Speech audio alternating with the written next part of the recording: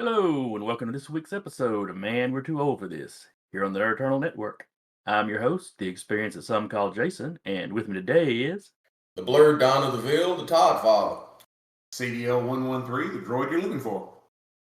And today we're going to be reviewing Black Adam, DC's most recent movie, and frankly, one of my favorites. One that doesn't suck. This is, like I said, this is going to be a review. This is going to be full of spoilers. You have been warned. First spoiler, it didn't suck. I'm shocked. Oh, come on. Not all the DC movies have sucked. I personally enjoyed both Suicide Squad and I enjoyed Aquaman. That movie suck. Hey, You do. Aquaman rode on the seahorse. And you got the best thing I can say about Aquaman, that was the best Namor that they've got on film. True. I thought Aquaman was okay. Yeah. Like, the only reason why I sat through Aquaman is because Black Adam was in it. Not Black Adam, Black Manta was in it. It was like, because I like Aquaman's arch enemy, I just don't like Aquaman. But segueing back into the movie we're going to be reviewing. It didn't suck. The hell? It's a shift in the alignment. DC. The Marvel movies that started getting weaker, it stands to reason that in a balanced universe, the DC ones will start getting better. That's true. Maybe they're kind of like Sith. You can't have more, dude. I mean, I say that you've got Shazam 2 coming out, which may realign things back like it used to be. That's true. That's true. Because that trailer looked like crap. But anyway, back to Black Adam. Yeah, The Rock managed to pull off a better Shazam movie than they did with Shazam. Yeah. I was telling Jennifer after I got home that night, telling her about the movie. And I said, one of the things I liked about The Rock's portrayal is he never broke character and went like witty. He always stayed that steady, anti-hero kind of vibe through the whole movie. He never tried to pretend he was something he wasn't. He was just a guy that was given powers in a situation. He used them like you would have. Even the supposed what would you call him? The purified Black Adam at the end. Yeah, you still got every impression that he'd murder you at the drop of a dime. Yeah. That was one thing I told Jennifer about. I said, when he first shows up, the cape they got him in is in tatters. His suit, the lightning bolt is all tarnished, and his gloves and his boots and his belt are all just, black and sooty and everything. And then when he, quote unquote, has that hero redeeming moment in the end, it's all changed to gold and stuff like that and shiny. But he's still just as murderous as it was.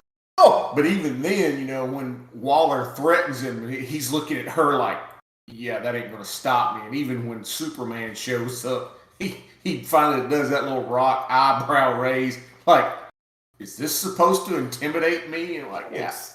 Well, slap the hell out of you. Yep. I'm not sure that bit at the end with Cavill. I'm not sure Cavill was there to intimidate him. No. Or if he was there as a counter to Waller. Yeah. I figure you'll end up seeing the two of them team up in whatever the next Justice League movie is.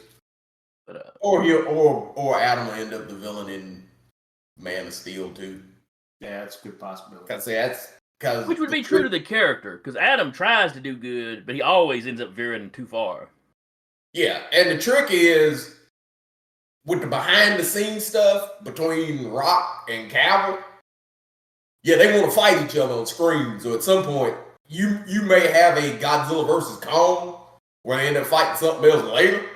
They can fight each other on screen because that's what they've been pushing for past 15 years to get Adam out, and God knows when they'll get Man of Steel 2 going, but they will fight each other. Yeah, I was seeing an interview with The Rock where he was talking about they have the same same bodybuilding coach, work at the gym, and he's just his ex-wife. So it's one of those things where it's going to happen. You just don't know how long it's going to take for Hollywood to get it out. Yeah, that's and all the folks is going, ooh, it's Cavill, it's Superman, I'm so excited. They They be mad as hell when they fight Adam Rock because Adam gonna beat his ass. Yep. Magic. It's magic. And you can complain all you want to. Go look at the books. Superman does not do well against Black Adam because Black Adam is magical and Superman has a magical he has two vulnerabilities, kryptonite and magic. Yep. And he's fighting something empowered by 7 different gods. He will slap the living hell out of Superman. Yep. Superman fighting Black Adam usually requires Billy Batson's Shazam to come help. Yeah. Or Dr. Fate, or somebody that does magic. Yeah, because even in this movie, you realize that if it ain't in some ways magical, it don't hurt Adam at all. None of the physical crap hurt him at all. Yeah, it wasn't until when they hit him with that missile or rocket that had that magic rock. Magic rock. Yeah, that cut him up. Cut him. But it did knock him out. And hell, that whole damn thing was a MacGuffin just to get him in the house with the kid. Yeah. Another thing I liked about it was how his feet rarely touched the ground. Yep. When he woke up in their apartment and he sat up and he starts walking, he just walks through the wall into the couch and pushes the couch across the thing. But when he lifts up off the ground, he doesn't do a lot of. He doesn't let his feet touch the ground, and that's one of the things in when they show his redemption. Is if you notice, he does walk a little bit, and then by the end of it, even after he starts floating again. Yeah, it's that a lot of people go, well, that's just Dwayne Johnson playing Dwayne Johnson. Adam is arrogant. That was one reason when they said, hey, The Rock's playing Black Adam. I was like, yeah, that should fit. Yeah. His catchphrase in wrestling was, can you smell what The Rock is cooking? The one that shut your mouth and know your role. Yeah. That's pure Rock. The difference between Black Adam and Johnson's Rock character, though, is they both got the arrogance thing going on. But then The Rock is all, witty and smart ass and, and Adam's just kind of blunt. Yeah. Yeah. Adam literally gave you the impression, and I think it's just like, I went to go see it again with another group of buddies the next day, and our friend Travis had the same complaint that Jason had when we were watching the Shazam trailer. He was sitting there going, he's got the wisdom of Solomon. Why have they got him so damn goofy? He's got the wisdom of Solomon. Why is he doing shit he's barely competent? What in the hell? Where, if you notice, Rock's Adam was empowered by gods, and he acted like he was empowered by God. Yeah. It was literally that kind of thing of there was a time in my life where I was powerless, and I caught hell, and then I got power. I'm a fucking problem. Surrender, bite me. I kneel before nobody. You can't leave here. There's nothing on earth that can stop me. I do what the hell I want to do when I want to do it. Yeah, when Waller tells him that country is now his prison, the look on his face before he destroys that drunk is like, please, slap the taste out your damn mouth. Waller scares a lot of people. Black Adam is not one of them. Because it's like, unless I say the magic word, ain't crap you can do to me. Nope. Ain't a damn thing you can do about it. I ain't allergic to kryptonite. I ain't allergic to magic. And I don't really give a damn. And then Deadshot shoots him in the head with an Eternium bullet or something. Which would probably be about what it would take. Yeah. Yeah, that was... But he would hear it coming. Well, No, Danny. That's not how sound works. Sound isn't going to get to his ears faster because he's got good hearing. Yeah. But the trick is that even the Eternium thing was them giving him a MacGuffin for kryptonite because, the company this is true. Ain't got shit.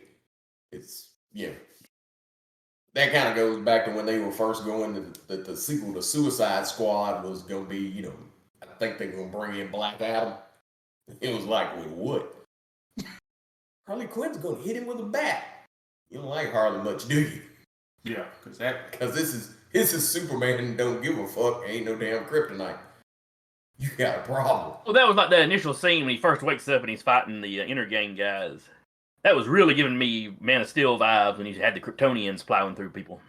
Yeah. You were seeing his speed from their perspective. Yeah. That was one thing I told Jennifer. I said they showed you him moving at what his super speed is from his perspective, and they also showed you his super speed from everybody else's perspective.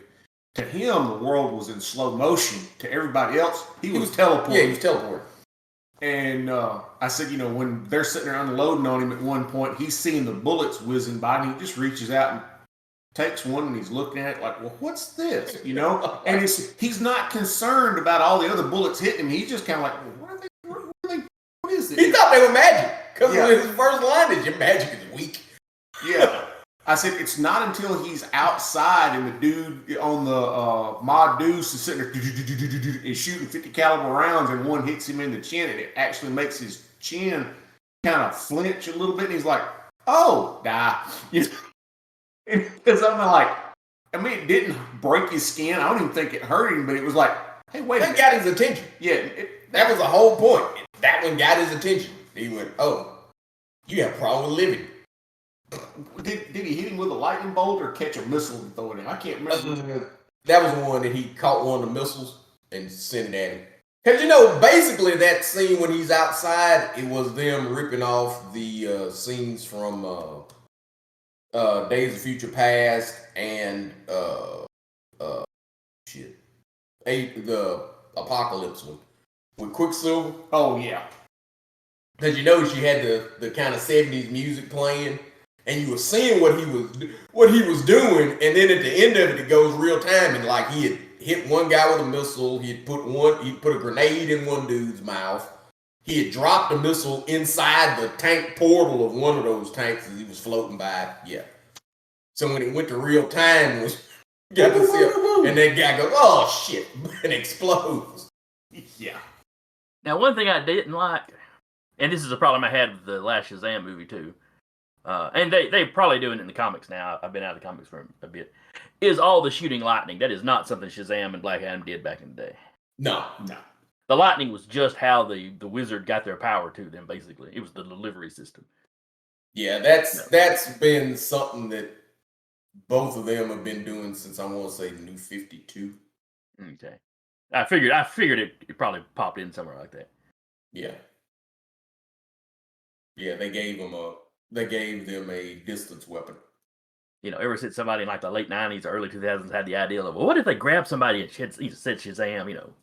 So you'd have them use the lightning bolt as a weapon a couple times like that, and then screw it, they're just shooting lightning like Storm. Okay.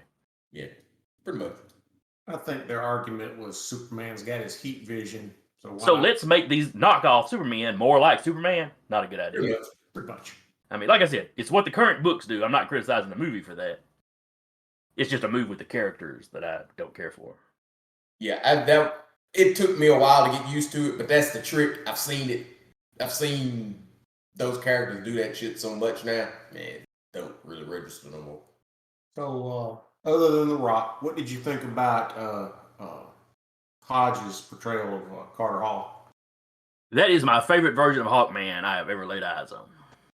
I wish Marvel had tapped him for Black Panther, especially after Chadwick passed. He was always my fan cast for Black Panther because I'm a fan of the TV show Leverage. So I'd seen Hardison, which was the character he played, for years by that point when they first started talking about they were going to do Black Panther. I was like, man, they really need to holler at him because Aldous in real life does parkour. He's also martial artist, ain't he? Parkour. The running and jumping. Yeah, he does that. He's the president of the Watchmakers of America, something like that. Dude is literally. He wouldn't have to play a genius because he is one. Yeah. But yeah, I sat there, especially that first movie. God damn, why in the hell did they make him? Especially after Chadwick passed, you said, well, that's just damn Black Panther. He's literally playing fucking Black Panther. rich as hell. He's regal enough. He's the boss of that team. He's running around with a special alien medal. You know, shit fire. You let that just go right over your damn head. Yeah. And I'm with Jason. That's the only version of Hawkman that hell I've ever seen that I gave a rat's ass about. I think they did about the best wing character they've ever done live action with him. Yeah. Truthfully. And I don't know if that's because the wings are metallic and they just have trouble doing, you know, organic looking ones. Or what it is. Love Dr. Fate. Yeah.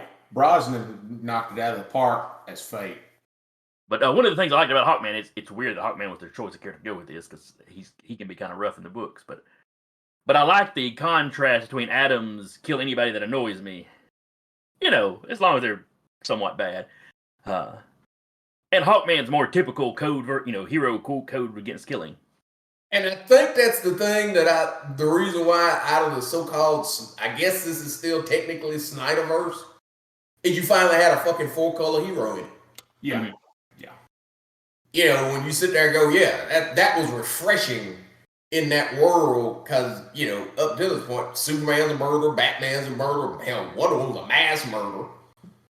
And you kind of went, good God, nobody in this damn thing's a hero. It was refreshing to see a character come up and go, oh, I'm a hero, and I don't care what they did. I'll take them in, but I'm not murdering these damn people. Yeah. Mm-hmm. I'm not a superpowered killer. I'm a superhero. There's a difference. Yeah, and I liked how Fate, how they did his powers, you know, like him touching the helmet and having the dreams. You know, they literally pulled that straight out of the book, you know, his premonitions and... The only thing that I did not like about Fate, and it was a visual effects problem, you never saw him throw an ankh. That was because he did have some ankhs, but where you had the quote unquote desert lighting, and then everything he did was like in yellow, you couldn't see it very well.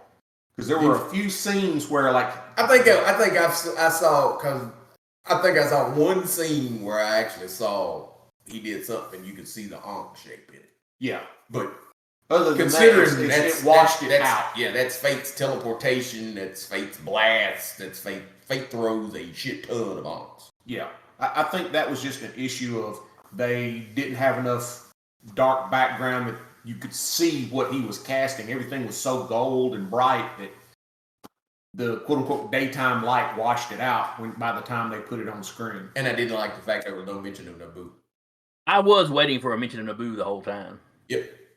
Even to the point, you know, where he basically calls himself a servant of the Lords of Order. I was sitting there going, at some point, it would be nice if somebody mentioned Naboo. I thought once he died and Hawkman had the helmet, and you see the eyes on the thing glow, and I was like, hey, they're going to finally mention that that's Naboo. Something. They never mentioned Hawkman reincarnating. No. Because that would have been...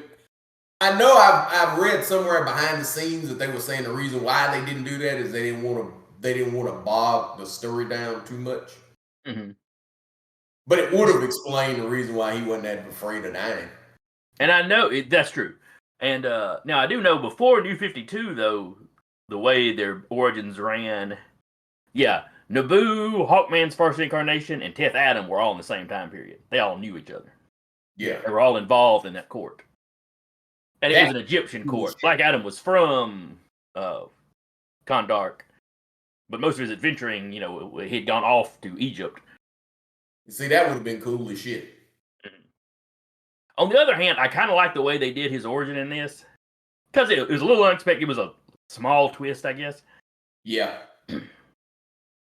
And it fits because his son is like when his son had the power, his son was more of a Billy Batson style hero. Yeah. Yeah. And it gave him the excuse that I have seen where they had done, it may have been in New 52, where they did pictures of Teth Adam back before his corruption, and they had the son in that suit. Yeah, that was one thing I was going to mention. I liked that ancient suit. The Egyptian themed suit, yeah. And it's like the minute he got it, and then his son gets killed, it's like when the black eases, it's like that corruption, that anger, that hatred is what coats him now. In my mind's eye, that's what I saw.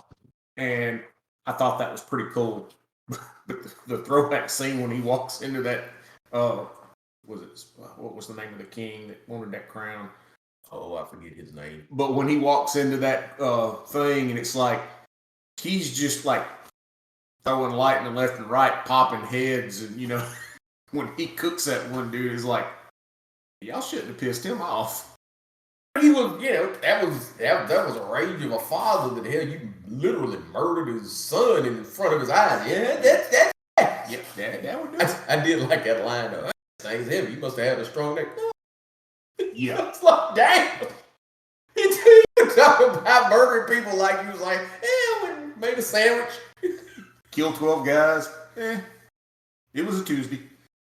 Yeah. You must have had a strong neck. Oh, speaking of he must have had a strong neck. Atom Smasher. Was it just me, or was this dude like as clumsy as all get out? Yeah. Only in the first couple of fights. Yeah, and he was new. That was the whole point. That was the reason why you had Fonzie on his uncle. Basically going, hey, you do this, and whatever you do, listen to Carter, and don't mess up my suit. It's vintage. Yeah. That was literally his first time out. So that was the reason why he seemed so green, is because, he was there kind of like, because even when he popped Hawkman, he was like, oh, sorry, no peripheral vision in this mask. It's something I gotta get it. I'll get it fixed. Yeah. I did like Hawkman, him, you and me, we're going to talk. We get back on the ship. Yeah, he says that a couple of times. Yeah. But but he's got it. But even he's not incompetent by the end. No. Yeah. By the end, he's starting to get the hang of doing the right thing, and Man, I guess going toe to toe with Mega Satan will do that. Yeah. That was a character that when he popped up, like he was Sabak. Yeah, when he stepped off, it was like, he looked like he walked right off the page, because that was exactly the way that character. I'd never heard the character before. I used to read The Outsiders, and you had a storyline where a guy was trying to steal those powers from the original guy. Because the original guy, the way they stopped him is they cut his vocal cords. He had a slit on his throat where they were like, ain't one way to stop you, player. They slit his vocal cords where he couldn't speak. Yeah, I've seen him in, like you said, The Outsiders, and was it the Teen Titans he was in? He was in some other book that I've seen him in. And I was like, okay, he's rough. Yeah, I've literally only seen that character in that one storyline. I used to have the trade of it. Oh, this thing. Yeah, I think I had the book that he originally popped up in, and I can't remember which book it was. But his is Seven Hell Lords. Did you notice the ancient Kondak version of the one still had the pentagram carved in his chest? Yes. Yes. Well, it's straight out of the book. Yeah. But it was just I was used to seeing him in that devil form where it's like it's on fire, as opposed to somebody that was scarring where you could tell he literally just had that cut into his chest. Ooh, somebody's sick little monkey. Yeah. But one thing I liked, and while the end of the movie is still basically hero versus evil version of himself, that neither DC or Marvel ever seem to get tired of in these movies. At least that wasn't the entire movie. Most of the movie was him versus the Justice Society. Yep. Yeah. And while Hawkman may have had a code versus killing, he did not have a code against getting up in that ass. No. You got every impression he'd rough you up as much as he needed to. Not any more than he needed to. Just enough to be able to take you in. I thought you said you weren't going to hurt those men. That was sarcasm. No, that was technically just a lie. Yeah. One thing I liked about Hawkman was how it changed from a mace to an axe. The nth metal was neat. Yeah. The way they handled that. And when he caught the lightning with it. Yeah. Well, the nth metal is the only reason he could hang with Adam at all. Or Sabak later. Yeah. Because nth metal is weird when it comes to magic. Yeah. And it's like, even when Sabak has him by the head, he can't crush that helmet. No. Though he is trying to rip his wings off there toward the end of that fight. Well, that's like when they tear off the front of the jet. It tore the front of the jet off, but only where it would already detach. Yeah. Yeah. So I thought they were pretty consistent with how rough Nth Metal was. But yeah, I enjoyed it, the shape, because I had wondered, I was like, what are they going to do to make it, different than vibranium or something like that? And the fact that it morphed was neat as shit. Yeah. And did the head of his mace spin? Yeah. Yeah. Okay. Yeah. Yeah, he could spin it. It would spin, and because like when he caught Adam's lightning that time, yeah, it was spinning when it hit, and you saw it spinning the charge, and then he threw it back at him. It was about the only time he hit Adam with something that Adam was kind of like, you bastard. Yeah, because it actually moved him back a pace or two. But yeah, I like the fact that hell they would fight at the drop of a dime. I like it's like they had a person. They had kind of these superhero vigilante, work issues, so to speak. And then there might have been some personal dislike there as well. Yeah, you got the impression that their moral thing didn't mesh, and as a result. And the truth is, both of them are kind of hard ass and kind of arrogant, so they wouldn't necessarily like each other. Yeah, two alpha dogs gonna get into a fight. Now, when Mega Satan shows up, here's the first thing I ask about. Yeah, I usually tell you not to kill and kick this son of a bitch's ass. This fucking needs to go. Yeah. I did like Brosnan's fate, how he was kind of like the grandfatherly kind of, like, I'm just going to sit here and watch the kids wrestle, But yeah, he fought there. I'm sitting this one out. Yeah, it's like, I've seen all this. I've seen how it plays out. I'm not worried. At the beginning when the Justice Society is rolling down, I'm sitting there thinking, man, 4 members is kind of slim for the society. But you don't want to bog the movie down with too many folk. Yeah.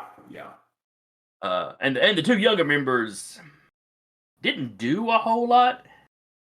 And green, but it fit with the story because Adam was damn rough. They were truthfully too green to be on that damn mission. Yeah. Mm-hmm. This is true.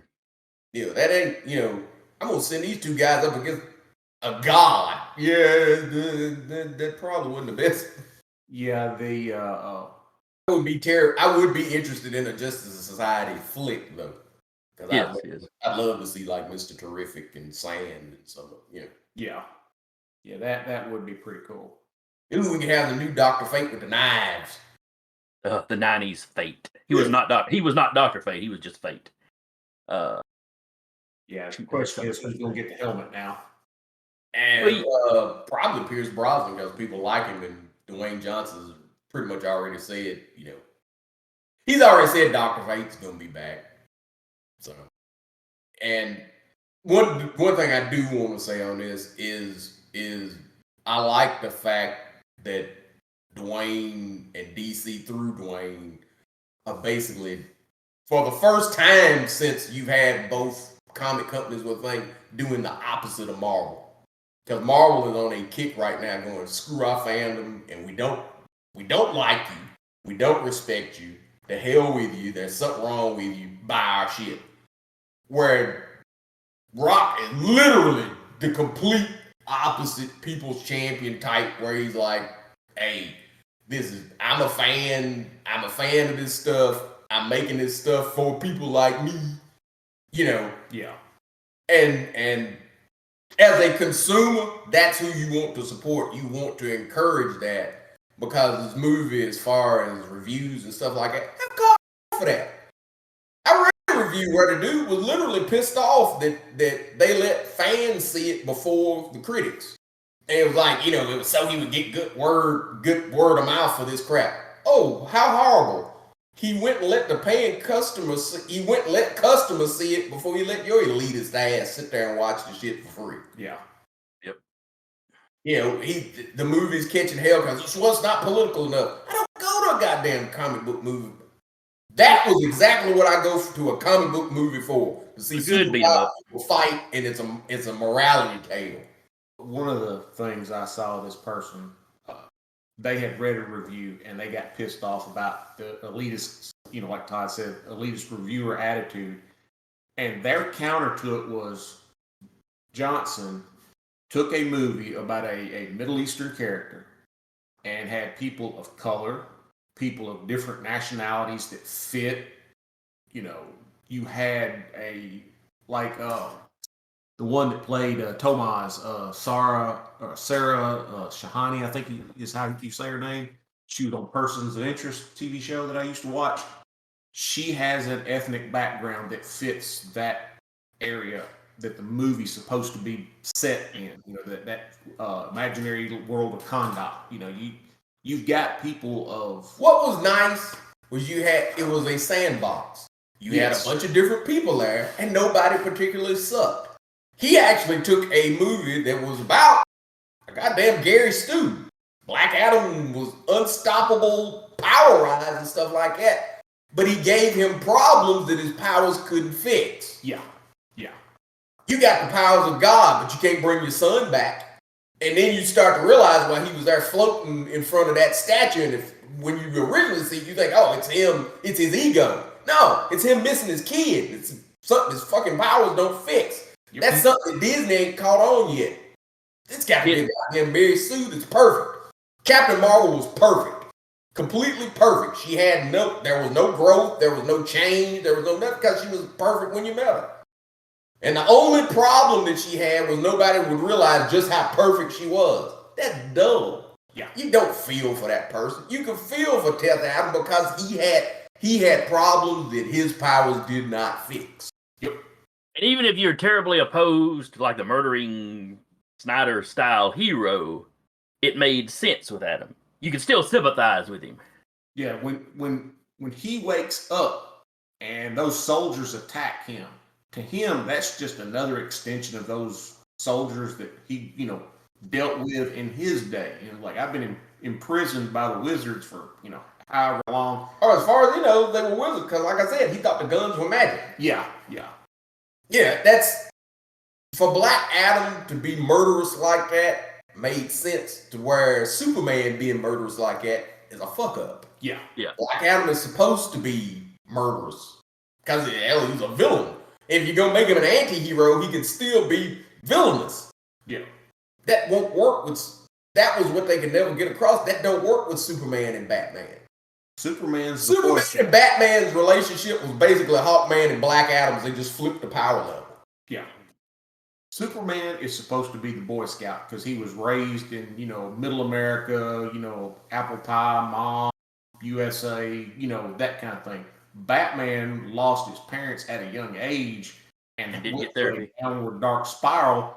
And, but he didn't kill. He'd break your arms, he'd break your legs, he'd leave you in a pile of your own blood, but he wouldn't kill you. He'd let Gotham cart you off to prison or to Arkham. And they couldn't get that. Well, it's probably about time to wrap up, and we're starting to veer away from Black Adam in general. So, final thoughts. Great movie. Go see it. Support it. Yep. If I get bored on my off days this weekend, I will probably check that out again. Yeah, I plan on seeing it at least one more time. Yeah, I've seen it twice. I enjoyed it as much the second time I saw it as I did the first. Well, all right then.